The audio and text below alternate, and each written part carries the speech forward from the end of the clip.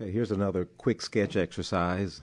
This time we're going to be working on another person, and you see there I'm closing in on the guy I'm going to be drawing. He's got a lot of stuff going on. He's got his back turned for one thing. He's got a hat on, got a hood, and I'm looking for big shapes, the simple shapes. He's got stuff in his hands, and he's walking away from you, and it could seem to be complicated, but you just break it down into simple shapes, you can make it look pretty easy.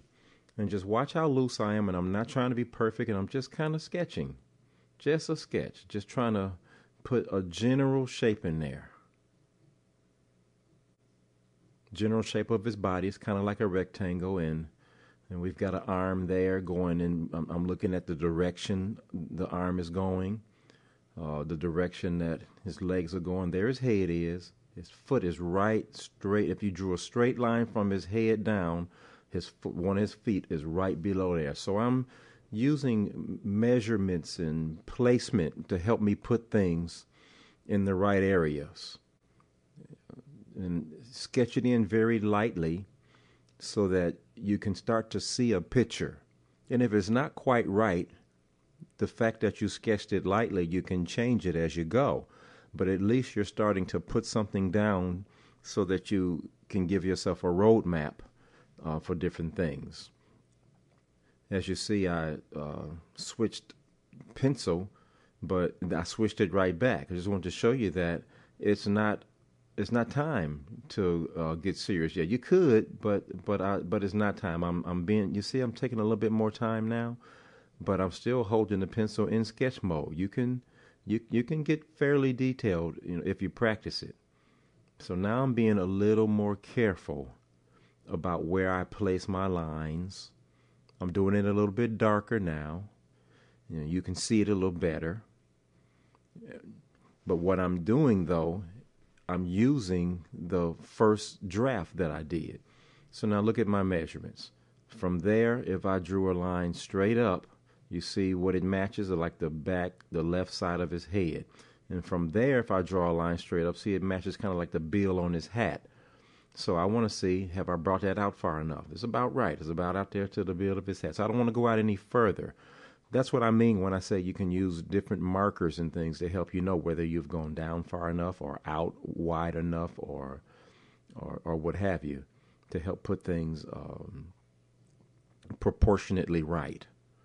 So now that I know I got that right, now I know if I work on that arm, I can get the arm close. So now I pencil in a hand and go to the other side because I don't want to ever get too far on one area and forget about the other area, because his two hands relate to each other. One, either they're both at the same level, or one is higher or one is lower than the other. But, he's got something in his hands over there. And since I've already kind of got it penciled in, it really helps me. Now that I see that my first initial drawing was kind of close, it wasn't bad, I can go ahead and start to darken this in now, confident that it's going to look like that guy walking away from you carrying something. So now you see it's shaping up. But don't ever forget that the stage that we're at right now, we're able to confidently draw now because our initial sketch was approved first. If I didn't like that initial sketch, I wouldn't have kept on going. I would have either tried to fix it or start it over until I was sure that that initial sketch looked right. So look at the relationship between his leg and those bags that he's carrying. Is my distance right? Is the angle of the line right? It's going kind of like the same as those bags are going. And now how far away from that bag is the leg? See those lines? Those lines are kind of parallel to each other. So I can look at little things like that, and it can help me get things right.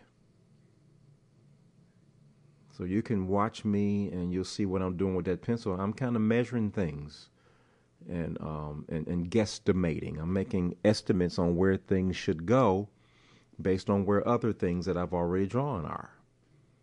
This helps me to get things right.